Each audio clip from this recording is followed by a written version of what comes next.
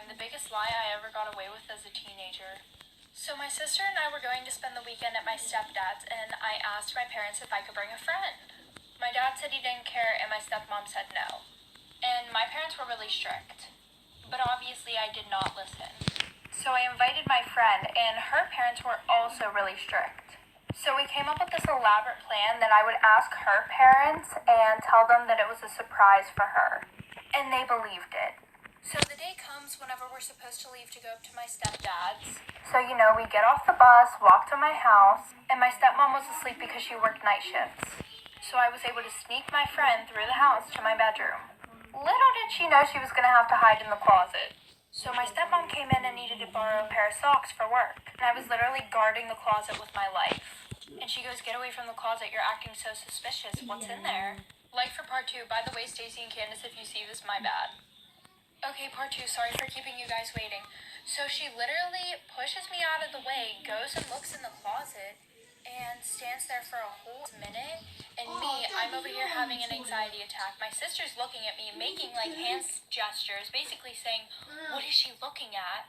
And I'm literally sitting there, and I get to peek in the closet, and my friend is not there. And I'm like, where did she go? And then she starts moving things around in the closet. So she didn't see anything, and she goes to walk out of my room, and she goes, "You guys are so weird." And I run over to the closet like, where is she? And she pops out of this box that is literally in plain sight and goes, "Is she gone yet?"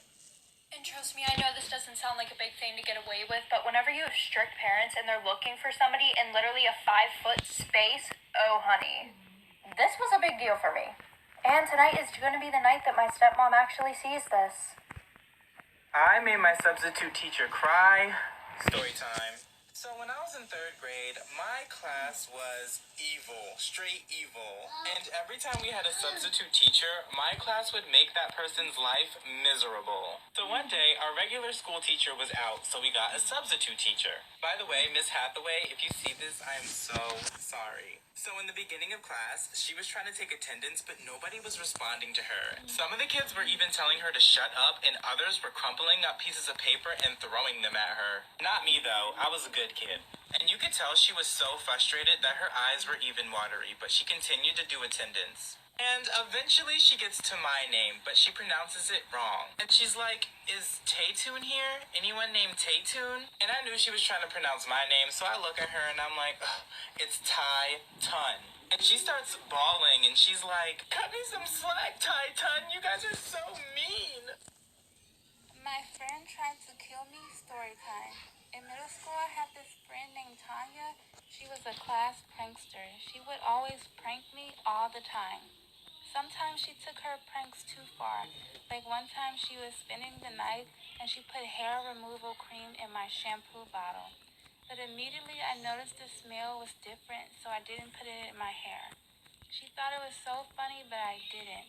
Because if I would have put it in my hair, I would have literally been bald. And I wouldn't have wanted to go to school if that happened. So I decided to prank her and get her back. So we were sitting at lunch and I told her her shoes were untied. And I asked her to let me tie her shoes for her. But I ended up tying her laces from each shoe together. So when lunch period was over, we all got up.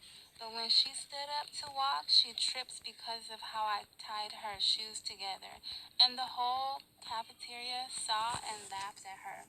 She was so mad at me. I wasn't expecting everyone to see. I kind of felt bad that she was embarrassed. So I apologized to her, but she just gave me a mean look. Stay tuned for part 2. Part 2. So after she gave me the mean look, she started to untie her laces.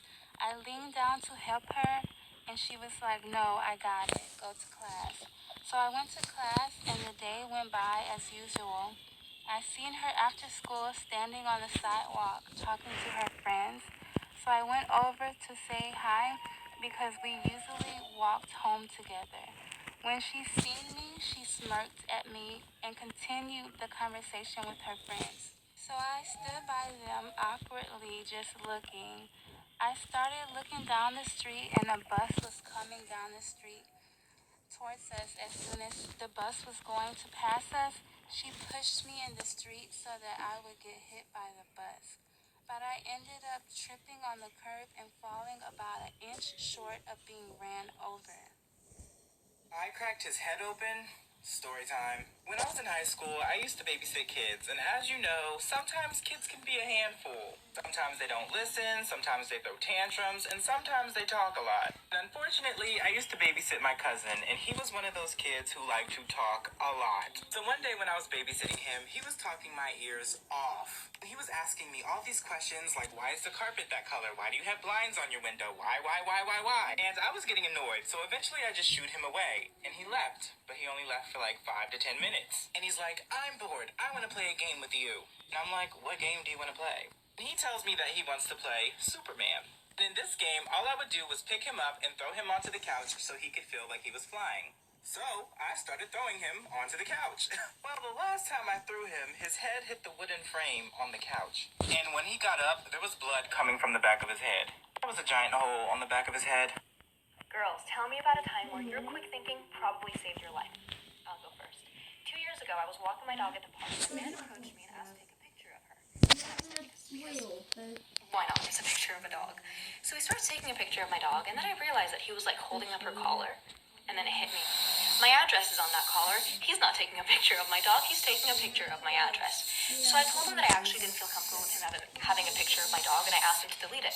So he deletes it and then like starts walking away really fast. And I was like, "Excuse me, sir. No, could you also go into your deleted album and delete it from there?" And he goes, "I don't have a deleted album." And I was like, "You have an iPhone. Everybody has a deleted album. Could you please delete the picture?" And he was like, "Sorry, I don't have a deleted album," and like keeps walking away. And keep in mind, this is like 2 p.m. in a park. Like there's other people around. So now I'm like chasing after him and I'm telling him, "Sir, I know you have the album. I will show you where the album is. Can you please go onto your phone so that we can delete the picture?" Oh, part two. I'm sorry for the delay. So I'm still chasing after him, and people at the park are like starting to look at us now because I'm chasing after him and I'm telling him to stop walking. And so he stops, and I tell him again to delete the photo from the deleted album, and he goes, "I don't have a deleted album." And I was like, "Yes, you do. Everybody does. It'll take 10 seconds. And he goes, "Fine." And he like goes on his phone, does something for a second. He goes, "There, it's gone." And I was like, "Could I see the deleted album just to make sure it's gone?" And he goes, "No, you can't look at my phone." And I was like, "I don't want to look at your phone. I just want to see the album just to make sure the picture is gone. That's it." And he goes, "No, you're not going to look at my phone." And I was like, "Sir, I'm not going to stop and I'm not going to leave until you show me the album. So please just show me the album so we can be done with this." So he shows me the album. The picture was still there. So I made him delete it in front of my eyes. What if I hadn't noticed that he took a picture of my address? And what if I went home that day and, that night when I took my dog out to pee, he was outside waiting for me?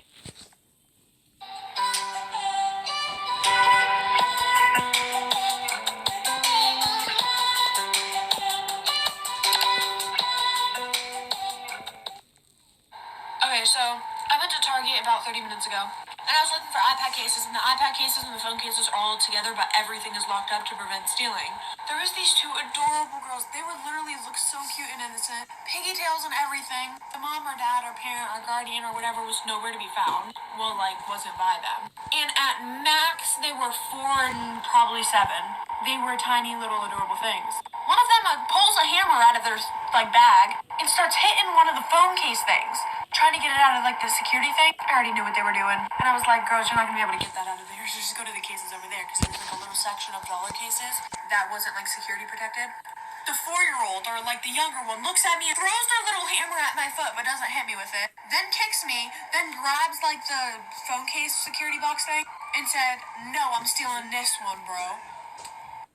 Quick story time. At the time, me and my friend got jumped in the Walmart parking lot. So me and my friend were steady beefing with these 2 girls that went to our school, and they were just mean girls. They were literally the definition of mean girls. They always bothered us just to bother us. Oh, I might take this wig off. They were just always picking on us, and they were just really mean. So we were just driving around, and we ended up at Walmart. And there are those 2 girls. We were checking out, and they saw us too, and they stared dead at us. Now, me and my friend are not fighters. We usually try to avoid the people that hate us, so nothing happens. But we hurry up and try to get out of there before they finish checking out. We got as far as our car, and then they walked out of the store. And obviously, because they were mean girls, they yelled our names, came towards us. Like I said, we don't fight, but we had to defend ourselves. But we're not good at fighting, so we're getting beat up. And one of their friends comes out of their car and joins in. Wigs are being snatched, eyelashes are getting ripped off. It's a mess, honey. Eventually, a Walmart security guard told us that we had to leave, or they were going to call the cops. And then we got banned from Walmart forever, so My dad tried to kill me. Story time. Growing up, my dad was extremely aggressive for no reason, especially when it came to me doing sports. Every time I joined a sport, my dad would force me to practice way too hard, and it was really overwhelming. And he only did this because he was extremely competitive and wanted me to be better than everybody else's kids. So when I was in high school, I decided to join the swim team. And when my dad found out, he would take me to this lake by our house and force me to practice every single day. It was a nightmare. One day while we were practicing, I was just so exhausted and I wanted to stop. So naturally, I wasn't swimming that fast because I was tired. Well, my dad got so frustrated with me, he told me that if I didn't pick up the pace, he was gonna drown me in the lake. And I really tried to swim faster, but I just did not have the energy. He grabs me by the head and holds me underwater. I thought I was gonna die. The only reason he let me go is because I bit him in the hand. This is why you should never trust your friend if they tell you that their pet don't bite. Charla Nash would go over to her friend's house, Sandra, every now and then to watch over her 200-pound chimpanzee. Charla knew straight off the bat that she did not like that chimpanzee because it always scared her. There was even a time where the chimpanzee jumped on Charla's back and ripped out a chunk of her hair. Charla started crying, but her friend Sandra thought it was funny. Sandra would not be laughing at anything that chimpanzee did much longer after this day. One day, Charla gets a call from Sandra saying her chimpanzee wouldn't go back in the cage and she needed some help. Charla drove over there to help her friend, and immediately after, Sandra would have to call the police. By the time the police arrived, Charla was laying on the ground with half of her face eaten off, no jaw, her nose hanging from her face by a piece of her skin, and with both of her hands ripped off. This is what Charla looked like before her attack. Her entire face was mutilated after the attack, but since the photos are super graphic, they'll be posted on my Instagram story. Story time at the time where my Dunkin' Donuts got robbed when I was working early in the morning. So one morning, I had to go into work at 5 a.m. So I was never on time, and I got there at 6 a.m. I was always late. And at the store, it was just my manager waiting for me to come. And early in the morning, it's always dead. But this time, it was extra dead because it was Corona time, so nobody wanted to go out of their houses. People also needed jobs, so people also had no money. It's like people were so wild. Anyway, I get to work and it's still dark outside. I walk in, and as soon as I walk in, a guy walks in from right behind me. As I'm clocking in, the guy comes up to the register. My manager walks up and he's like, "How can I help you?" He literally takes out a giant knife and is like, "Give me the money from the register." He has a mask on, glasses on, hood on, and everything. We couldn't even see his face. My manager opened up the register and he took out the money and gave it to him. It was like swinging the knife at our faces. And he ran out of the store, and I called the cop. You know what I find funny? How the school system will teach us how to memorize pages and pages of useless and indoctrinated information that we could literally look up within seconds, but they fail to teach us the most important things in life, like, I don't know, creativity, imagination, self-awareness, how to love other people, communication skills, how to challenge ideas, how to grow our own food, how to self-defend, how to build, and overall just how to think for ourselves. Or literally anything about money, debt, or taxes. Or, I don't know, just finding our passions and true talents in life. But no, they teach us what to think and not how to think. Just a thought. Story time at a time my best friend tried to let my dog run away. So I used to be best friends with this girl. She used to always come over to my house. We'd always have sleepovers. However, she did not have such a great relationship with my dog. Dog would always jump on her, try to kiss her, lick her, bite her, play with her. But that's how dogs are, you know? She always told me didn't have a problem with it, but I could tell she had a problem with it. So one night, she was sleeping over in my room, and I wake up in the middle of the night. It's like 3 o'clock, and I hear walking down the stairs, and I see she's not in her bed. And my dog used to always sleep in the room with us. I saw he wasn't in the room either. So I get up, I go downstairs, and I'm like, "What's going on?" And I see the doors open to the backyard. And she's like, Benji, come here. And I'm like, "What are you doing?" She was like, "Oh, nothing. I was like, "Are you letting him out?" I punched my uncle in the face. Story time. So I have this best friend, and we literally grew up with one another. So he's more like my brother. And he would come to our family events all the time. Well, one year we had a family barbecue at my house, and my best friend decided to come over. Now, mind you guys, my friend used to be a chubby kid, so he would get picked on for it all the time, and it would just really get under my skin. And I wouldn't hesitate to defend him, just like I know he wouldn't hesitate to defend me. So me and my friend are sitting on my front porch, and we're eating some food and just laughing and talking, just being kids. But then my uncle comes over to us, and he just starts doing the most. So my uncle starts making fun of him for being chubby, and I was not having it. But I was like, "If you say one more thing, I'm gonna punch you in your face." And my uncle bent down and was like, "Do it." So I did. I punched him in the face, and his nose started bleeding. story time of the time where I threw up in front of my whole classroom. So in my school, they would always give carton milk with meat or any other food. But whenever I had carton milk and meat, that was not a good combination. Like, who even allowed the schools to give milk and meat together? Like, just imagine that going into your stomach does not mix well. Anyway, one day I had milk and chicken. Of course, it was chocolate milk, which makes it worse. I felt like, honestly, I was the only kid who had this problem because nobody else had this problem, not even my brother. So one day I had chicken and milk, and I did not feel good. So I told my teacher I need to go to the nurse. They called my mom and told me that she's gonna come and pick me up. So I was sitting in front of my classroom waiting for her. Then all of a sudden, I couldn't hold it in. I had to let it out. I just threw up in front of the whole class. Story time on when I flooded my kitchen.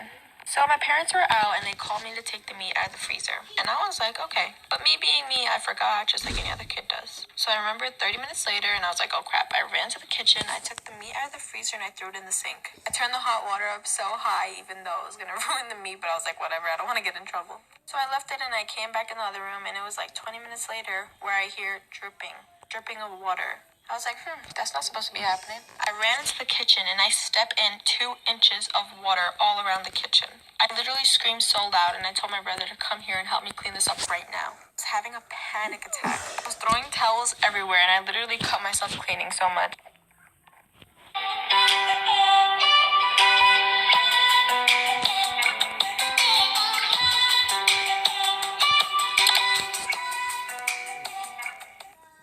Story time of how I figured out that my sister was trying to kill me. So me and my sister were like best friends when we were little, but she was a very, very jealous person. So years and years go on, but her jealousy seems to start to grow. So I never really thought about it until I found out that she really wanted me dead. But throughout the years, she would do little things to get me hurt. For example, she pushed me off the top of our treehouse and I ended up breaking my arm. But every time I got hurt, my family would baby me and she would get even more mad. So at this time, we're about 16 years old, and I had to go in her room to get her laundry. And under her laundry, I found her diary, or journal, or whatever you call it. I was flipping through the pages, I found out some interesting and crazy things. Then one was named The Perfect Murder. What an original name. She had this big, huge dresser in her room. She went into a lot of detail about how she was going to kill me. But it stated that she was going to push the dresser on top of me and jump on it until I, and scream for help. I'm running out of time, like for part 2.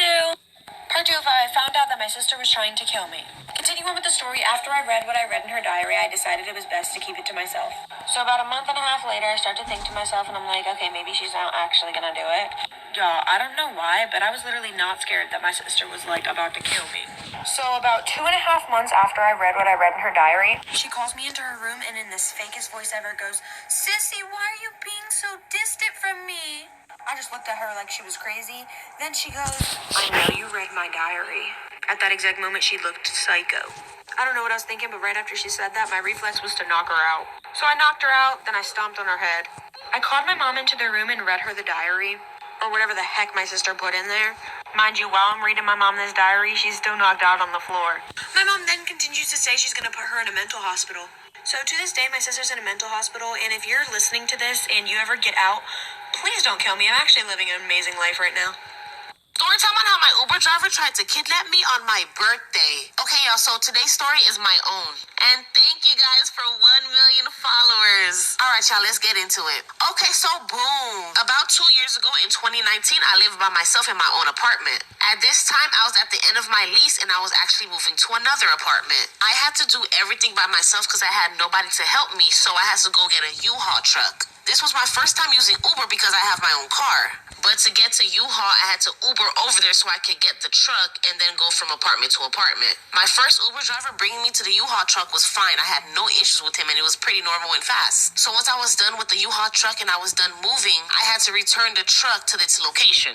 And then I had to Uber back to my apartment where my car was. Now this second Uber driver, this is where the issue comes in. Y'all, it was literally crazy. My life was at stake. Life for part 2. Part 2 on how my Uber driver tried to kidnap me on my birthday. Okay, so boom, like I said, I returned my U-Haul truck and I waited for my Uber driver to come pick me up. When my Uber driver came to pick me up, right from the beginning, I knew something was off about him. Always trust your instincts. He was a little weird and off, but I told myself that it's only a 10-minute drive and it will be over soon. So I sat on the back of the car and I just stayed on my phone. You know, minding my business. And then the guy just started talking to me like I guess he was trying to have small talk. But the weird thing is, I couldn't understand what he was saying. Yeah, I didn't know what he was saying, but I just thought he wanted to do small talk. So I just was like, oh, yeah, yeah, oh, ooh, ah. But then all of a sudden, he went off the path of my route. I was like, excuse me, you took the wrong turn. Then he turned back and looked at me and said, I think we're going exactly where we need to be. It gets worse. Like for part three on how my Uber driver tried to kidnap me on my birthday. Okay, so boom, like I said, he went off the path of my route.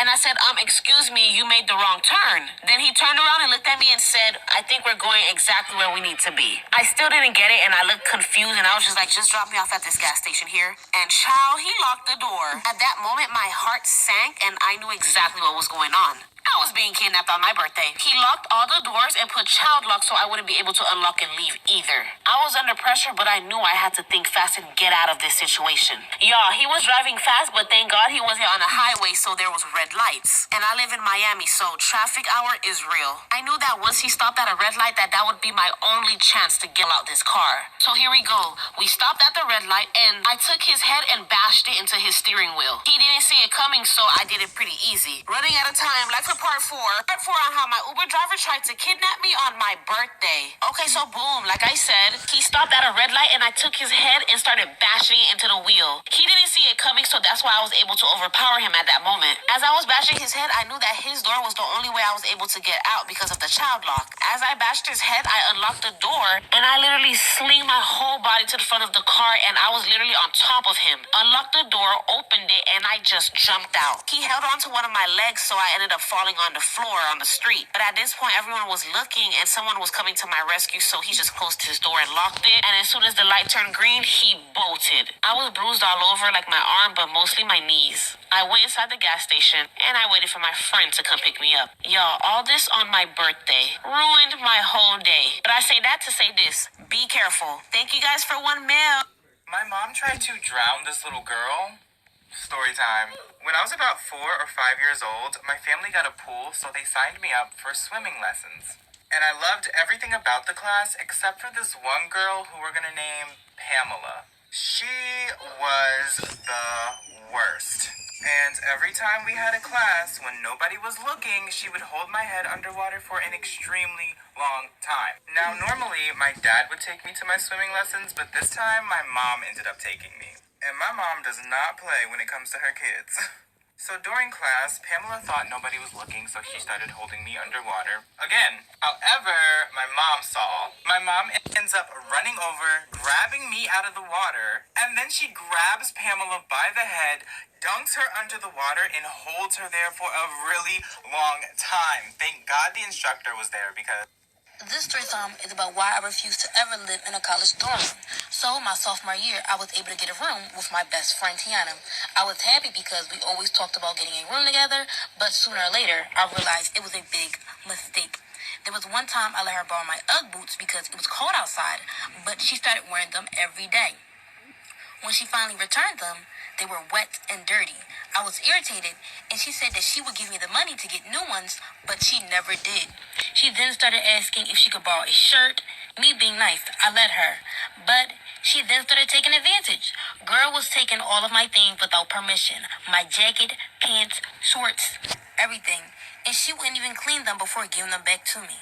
Story time. So ever since I was like 8 years old, I've always gotten headaches. And I don't know why. I drink water, I eat enough food, and I get enough sleep, but I still just be getting headaches for no reason. Anyways, my freshman year, someone convinced me that I had a brain tumor. I really believed it too. It was quite embarrassing. So I was doing cheer at the time, and I was getting nosebleeds like every single day, along with a raging headache. And it would always happen randomly. Like I wasn't doing anything to cause them. It just happened. So one day, in the middle of my math class, my nose just started bleeding. Before that, I had a terrible headache, and the girl that was sitting next to me told me my nose was bleeding. As I'm cleaning my nose, the girl's like, I noticed that you get a lot of headaches and nosebleeds. My grandpa had a brain tumor, And I think that's what you have. And I was just sitting there like, I guess this is how God wanted me to go out. The whole day I was stressing. Then when I get home, I start writing my mom a goodbye letter and picking out the clothes I want at my funeral. Then I told my sister about it and she smacked me upside the head and called me stupid. I think we killed a girl. Story time. When I was young, me and the neighborhood kids used to love playing Truth or Dare. And there was this one girl who used to play with us, and we're gonna name her Peggy. Now, Peggy was one of those kids who was not afraid to do any dare. One time somebody dared her to pierce her own ear using a very sharp pencil, and she did it. Like, she took Truth or Dare very seriously. Well, the last time we played Truth or Dare with Peggy, things got pretty wild. Like, someone dared me to crush a worm with my bare feet, and yes, I did it. It was gross. But when it got to Peggy's turn, she was dared to do something deadly. Somebody, not me, but somebody, picked up a piece of glass off the street and dared Peggy to swallow it. And because Peggy took the game way too seriously, she did it. The next thing you know, she started coughing up blood. We all freaked out. She runs home, and we never see her again.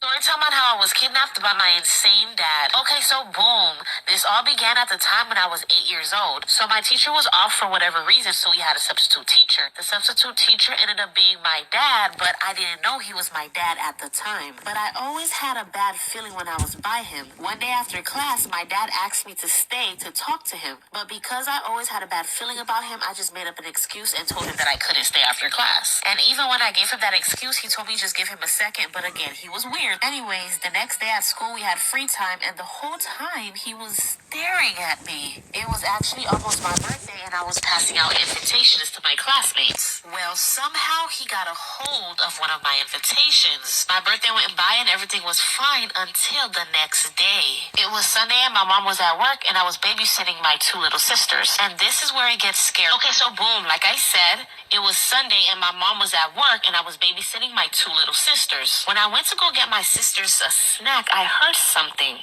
I got scared, and I immediately called my mom on our emergency phone. She looked at the cameras, and there was nothing there, but I kept on hearing something. So I took my mom's old flip phone, and I grabbed my two little sisters. I brought them to my room in our secret crawl place, and I gave my older little sister the flip phone. I told my little sister to stay there and to not come out until I come back, and that if I didn't come back, to call the police and stay hidden until the police came. I grabbed my bat and went downstairs, and guess who it was? My insane dad. So that's when he told me that he was my dad and that he had proof. So I went with him to get him away from my little sisters, and that's when he threw me into his truck. I texted my sister the signal before he took my phone, like for part 3. Okay, so boom, like I said, my dad threw me into his truck. I was able to text my little sister the signal for help before he took my phone. About 20 minutes later, he stopped at a hotel. He again told me that I was his, and that's why he would stare at me so much, because he had to make sure. And then he said he had to make sure that I was his sacrifice, but I didn't understand what he was talking about. He was being very creepy. I ended up staying there with him for 6 days, but thank God on the 6th day, the police was finally able to track me down. They were finally able to locate me and find me, and thank God they did. I ran to my mom, cried, told her I loved her, but I also told her that I did it to keep my sisters safe. Now he's in jail for 10 years, and he can't come within 100 feet of me or my family. My family moved to Florida with my stepdad, and now I'm expecting my little brother. Trust your instincts. This is the reason why I hate boats and I'll never go on a boat again. So one day for my mom's birthday, she really wanted to go dolphin watching. And you know, I was pretty excited because I'd never been on a boat before. And if you live in Jersey, any time that you go to the shore, it's gonna be colder than if you weren't at the shore because of like the bodies of water or like... Honestly, I don't know, like, just science, failed science, I don't know. So I was thinking about, like, oh, it's probably gonna be cold because we're gonna be, like, in the middle of, like, the ocean. So let me put on some jeans and a thick t-shirt. And you know what? It would have taken me 2 seconds to just, like, you know, click on the weather app and see what the temperature was outside. It was 99 degrees that day. But here's the kicker. Felt like 115. So when we get to the boat, there's a bottom level with shade and then a top level that's just, like, open. So, you know, the sun's just directly hitting you. And where does my family want to go? Of course, to the top part of the boat. So I was really hot, obviously. One second I'm talking to my mom. The next second I'm lying on this bench with my mom pouring a water bottle on my head. Apparently I had heat exhaustion and passed out. Story time about how my brother almost beat up some 5th graders. So we had all spent the day out at my family's ranch, and I had brought my boyfriend, Jerry, out to see it. Little backstory, it was built in like the 1920s, and then rebuilt in the early 2000s, and now it's under construction again. So we decided to drive home. We're coming back, I'm feeling tired, and I'm also kind of blind. So my brother decides to take over driving. Nah, it was really because your driving sucks. Okay, well, whatever. Anyways, we get close to the neighborhood and we start to pull up. And as we're going down the street next to our house, the car hits a big thud. And I literally thought my brother had just like hit someone on their bike or something. Yeah, I thought I gained 20 points for hitting someone. But then we saw a bunch of people hiding start to run back to their house. And that's when we knew that they had thrown something at our car. My brother literally turns to my boyfriend and goes, "Hey, do you know how to fight?" Well, in my defense, Jeremy seems too nice. Jeremy says yes, and then they whip the car into the driveway. Like for part 2. Storytime part 2 about my brother almost beating up some 5th graders. So they pull into the driveway and then hop out of the car ready to fight and started running after who we thought were high schoolers. I went to go look at the damage on my car and it was just really wet. It kind of looked like my car had been egged. And that's when other cars started to pull up too. And they were like, "Hey, my car was just hit." They were looking to talk to the people's parents. And I was like, "Yeah, us too." We rang the doorbell. No one was home, but the door literally just swung open. So my brother and my boyfriend were yelling upstairs. Because everyone's outside waiting, I call the non-emergency police. And my brother calls another friend as backup. So his friend told his work that he had a family emergency and left. Sometime during this, the kids came back downstairs and locked their front door. So I knocked on it and was like, "Hey, you guys should just apologize." Because the police are kind of already on their way. And that's when they opened the door and we saw how tiny they were. Literal 5th graders. I honestly felt kind of bad, but it probably scared them into not doing this to anyone else. My brother's friend pulled up and he had obviously gone out of work for no reason. I was just seeing if he was gonna be true or not. Didn't you end up paying him $35? One day, I made this online friend on a random video chat room. We're gonna call her Jalissa. Jalissa and I ended up exchanging numbers because in this video chat room, you couldn't call whenever you want or text whenever you want. So this was a bad decision, but so she ends up FaceTiming me. I answered and she started showing me a wall. The wall had pictures of different people. I saw my picture there too. I asked Jalissa what the purpose of this wall was. She basically says she saves pictures of everyone she meets in this video chat room. And practices evil magic on them. This is the best part! So now when I want to make friends who won't save my picture on their wall. This is a story of the time that me and my childhood best friend almost got kidnapped. Just a warning, this could be triggering. I was around 10 years old and my neighbor down the street was about 7. All I remember is that it was getting dark outside and my parents told me that I should walk her home. It was about a 3-minute walk. So we're walking out of my house and down the street a little bit and we see a car pull up to us.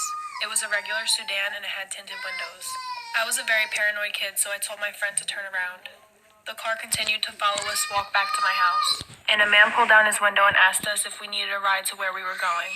I immediately screamed and told my friend to run back to my house. So we ran back inside, told my parents, and my parents thought nothing of it. Mind you, I live in a pretty safe area, so I could see why my parents weren't that worried. I was also a very dramatic kid, but this wasn't me being dramatic. So we go back outside and we see that the car was pulled up another person's driveway, so we thought we were okay. I still told my friend to run. The car lights turned on and go down the driveway and tried to chase us, but we got home in time. So like about a week ago, this random user started tagging me and they were saying that I won a giveaway or something. And I stalked their account and I accidentally clicked on a link on their profile. Obviously left the link very fast because I did not want a virus on my phone, but I ended up getting something way worse. So after I left the link, I started getting really weird text messages that were saying, "I know everything about you, this is your address, this is your age, and whatever." Along with that, they kept calling like at 3:30 in the morning every day. So I blocked them because that was very freaky. So after I blocked this number, I realized that someone was constantly throwing random objects in my yard, like band-aids and like safety kits. I was very confused. I didn't know if it was my friends pranking me or if it was this number that knew all of my information now. This is the best part. Long story short, my friend said it wasn't them. So I ended up unblocking the number that knows all of my information and asking them stuff. So after all of this stuff starts happening, I decided to unblock the number that knew all of my personal information, and I texted them because if it wasn't my friends pranking me, it was probably them since they now had my address and knew everything about me. I unblocked the number and I texted them and I told them, "What's your problem? What do you want with me? Why do you even have my personal records?" They answered in like a second, which was really weird because that never happens to me, but okay. So the number answered answered and they basically told me they wanted $50,000 in return or else they will sell my identity and I will no longer be anyone in this world. So keep in mind, the way that this account tracked me down was that they tagged me in a photo and I accidentally clicked the link in their profile. So I went back to their profile and their profile picture was a picture of me that I've never posted anywhere.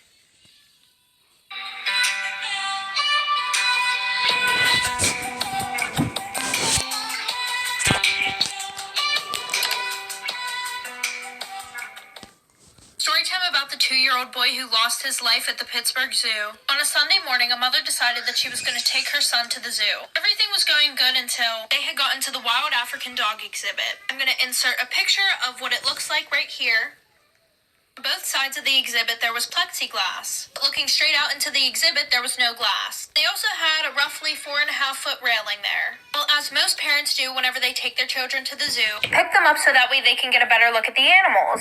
Well, this mom had an idea of standing her child up onto the railing, get a better look at the dogs. Now, me personally, I have been to that zoo before. There are many signs saying not to lean over or set your child onto the railing. Well, in an instant, her child had lunged forward, and she had accidentally let go of him. At 11:45, her child had dropped 10 feet down into the dog enclosure. A few seconds later, the people around her had went to get employees. But by that time, the dogs had already gotten to the 2-year-old boy. Like for part 2.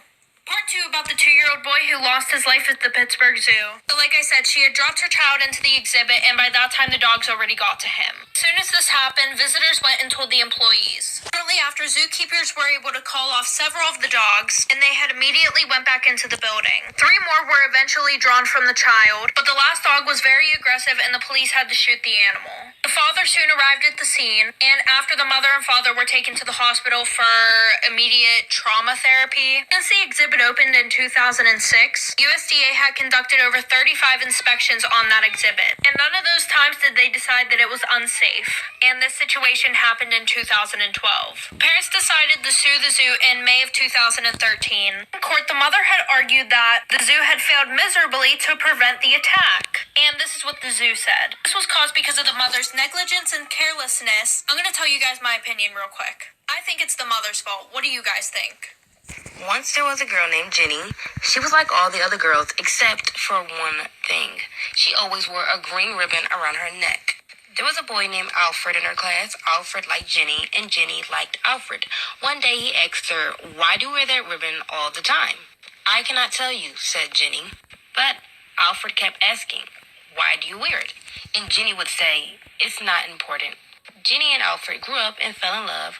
One day they got married. After their wedding, Alfred said, "Now that we're married, you must tell me why you have that green ribbon." "You must wait," said Jenny. "I will tell you when the right time comes." Years passed. Alfred and Jenny grew old. One day, Jenny became very sick. The doctor told her that she was dying. Jenny called Alfred to her side and said, "Now I can tell you about the green ribbon." She told him to untie it so he could see why. And Jenny's head fell off. Story time about how I got caught skipping school almost every day of my senior year. So our school had just started this new thing where you fill out all your contact information online. And my dad was like, "Okay, yeah, just fill yours out." And it pretty much was who can pick you up, who can make early dismissals for you, who they can call if you're in trouble. Well, I decided to be a sneaky little bastard and put my boyfriend in for every single one of those contacts.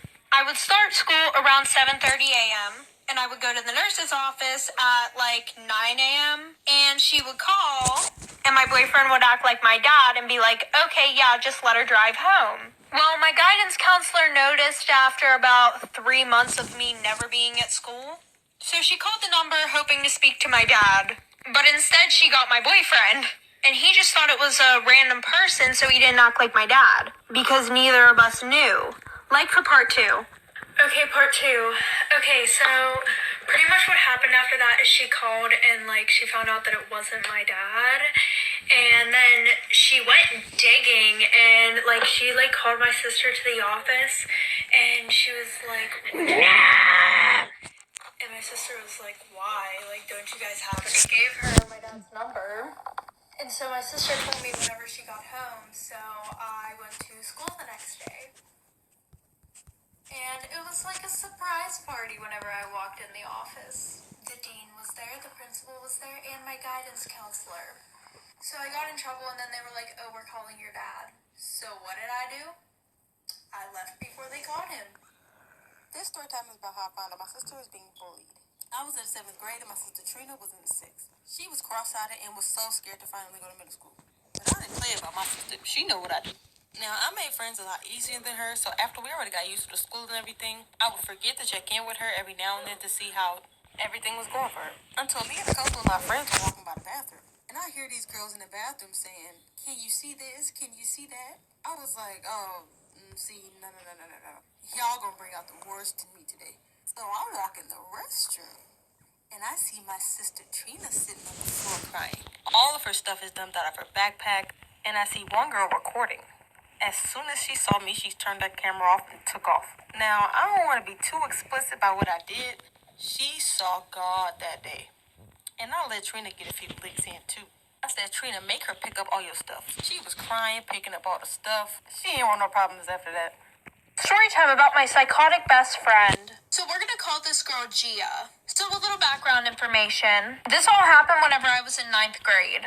I saw Gia sitting at this lunch table alone and I invited her to come sit with my friends and I. And after talking to her, I found out that she was a new student and she didn't have any friends. So her and I started hanging out and we became really close. Like she would come over my house 24/7. While my older sister was a grade above us. And she would act really weird around her. And by weird, I mean like she would always make fun of me in front of my sister. And weirdly enough, try to cause problems between us. My sister didn't really like her. She thought that she was weird, but because she was my friend, she was being super nice to her. Well, like a month later, she started trying to become best friends with my sister. Like any conversation she would have, I would be like, oh, do you want to come over? She would be like, no, sorry, I'm hanging out with your sister today. And I would go home and I would be like, hey, are you hanging out with Gia today? And my sister would be like, what are you talking about? Like for part 2. Part 2 about my psychotic best friend. So like I said, my sister was like, no, what are you talking about? So at this point, I'm thinking, oh, this girl's really weird. But it gets even worse. She comes over my house one day to hang out with me and goes in my sister's room the whole time. My sister dyed her hair black, so what does she do? She dyes her hair black too. The obsession was like really weird. So I told her to leave. Next day, I got a whole paragraph of her saying that she just wanted to be like my sister because she never had an older sister. This story time is about how my friends tried to drown me. By the way, the story is anonymous. So my dad's job relocated him, and that meant we had to go to a new school. I was trying so hard to fit in, I ended up finding the wrong crowd. First day comes around, and I'm at lunch. And this boy named Raul comes up to me asking me if I'm doing okay. So we start chatting it up, and I notice these 5 girls see us at the table. Walk up to the table and just interrupt our conversation and say, hey girl. Then this one blonde girl named Sarah asked me, do you know him? Like, no, I just met him. And she's like, well, I see that you're new, so you can hang out with us, okay? I was so happy because I had a group of friends on the first day. Sometime later, me and Raul start to like each other. I told my new friends who I liked. And Sarah, which was the queen bee of the group, she goes, who cares?